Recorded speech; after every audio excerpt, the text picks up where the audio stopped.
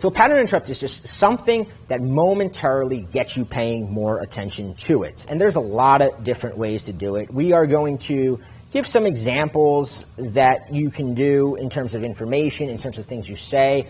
Keep in mind that we may give examples like Roger's story that he talked about. We are not endorsing anything like that. That's an extreme example. Yeah, it was given for effect because of the fact that it was just, for me, it was a mind fuck. But at the same time, yeah, like a lot of the examples, like I said, I also give the example of me being the single dad.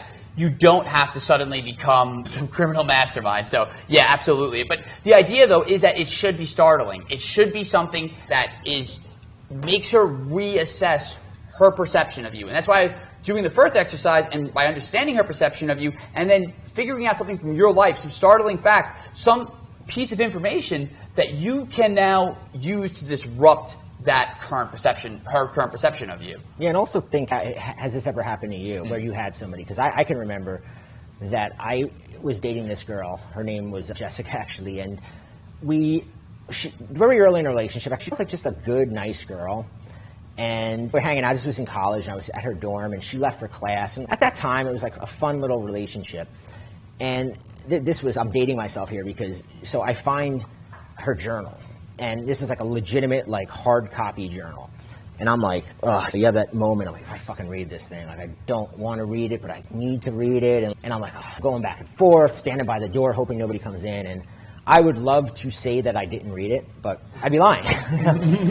So I start flipping pages of her journal. This journal was like going on for a while. So I'm like trying to find stuff that I realized. And I'm reading some story about how she was dating this other guy. And her ex-boyfriend comes up to the dorms while she's dating this guy, Greg. I knew about Greg. He was a guy she dated before me. And she's talking about how Paul came up that night. And like all of a sudden, it's this graphic of like her just fucking Paul. And I'm reading this going, like thinking that my whole perception of her is changing in this moment.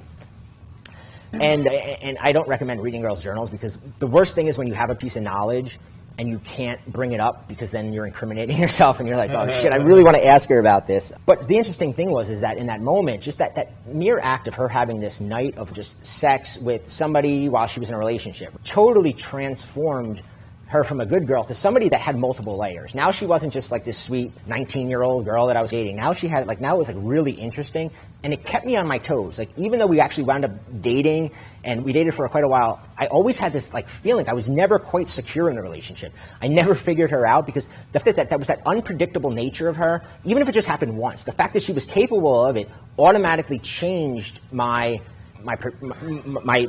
feelings towards her. How many of you guys were familiar with any of my like advice or videos or anything like that from a couple of years ago? A couple guys? You remember my little spiky hair and like nice guy look? So I have a before and after picture, right? Yeah. Again, so patronizing. But I got a before and after picture here.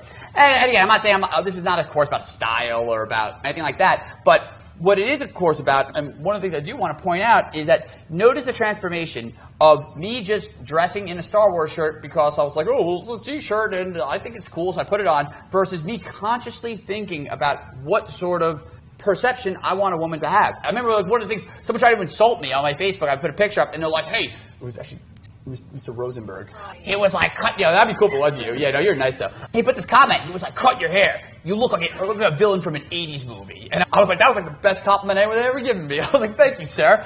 So the idea that physical change, it works really well now, but it works even better when you do it with the girl that, like, when it's not expected. Like I remember I did this with this girl I was in the friend zone with for the longest period of time. I was like pining over this girl. I was in love with this girl. I thought there was nothing I could do to get out of the friend zone. Literally from sophomore year of high school into past college, I was just always just in love with this girl and whatever.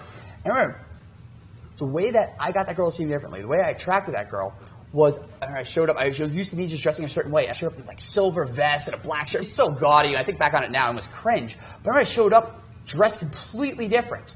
And this is when I was getting dating advice and I was trying to, and I was more comfortable doing stuff like that.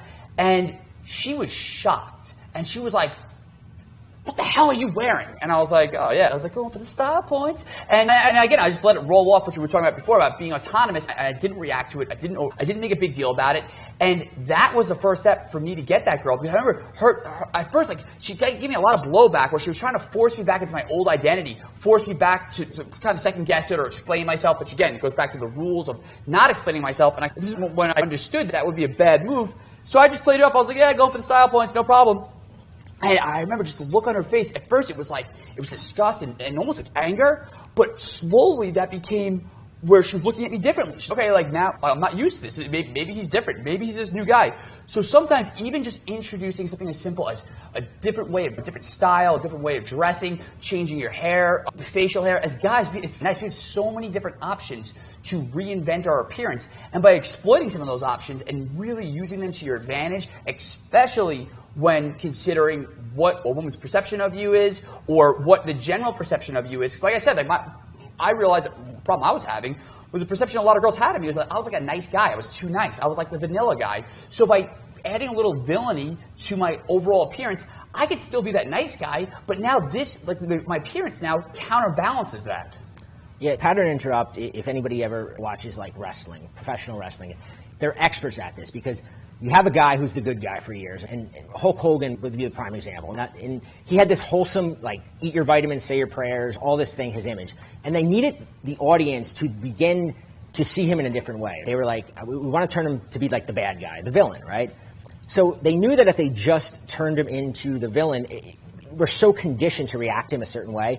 So like the next day, when they do that, he comes out with the 5 o'clock shadow, the black band. Yeah. He had to do that because they know, it's like from studying psychology, a team of people, I tell you, in order to get somebody to see you in a different way, there's got to be some element that's different, some kind of change that comes along with it.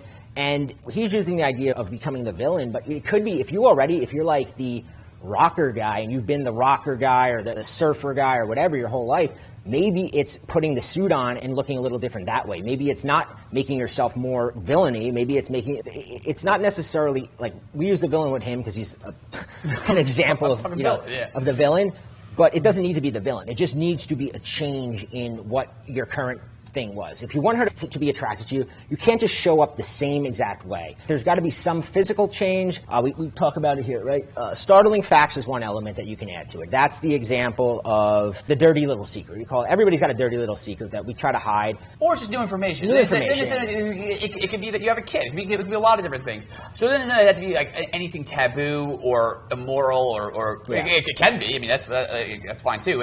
But yeah, it's just about adding new information, the unanticipated information, but specifically information that counterbalances whatever sort of impression or one-dimensional sort of stereotype she has of you right now.